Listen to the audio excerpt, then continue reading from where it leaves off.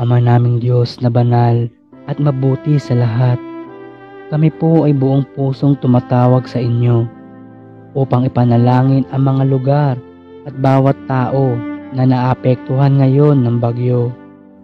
Ama, dinadalangin po namin ang kaligtasan ng bawat isa na dumaranas ng matinding pagsubok at kahirapan dahil sa bagyong umiiral ngayon sa aming bansa. Kayo po ang siyang mag-ingat at magbigay ng proteksyon sa lahat ng apektado ng bagyong ito. Bigyan niyo po, Ama, ng kalakasan at lakas ng loob ang bawat isa na nangihina sa mga oras na ito. Ipagkaloob din nawa ninyo, Ama, ang pangangailangan ng bawat isa upang mapagtagumpayan po ang pagsubok na ito. Dinadalangin din namin, Ama, na ang lahat ay magkaisa. Maghari po sana ang pusong matulungin at mapagbigay.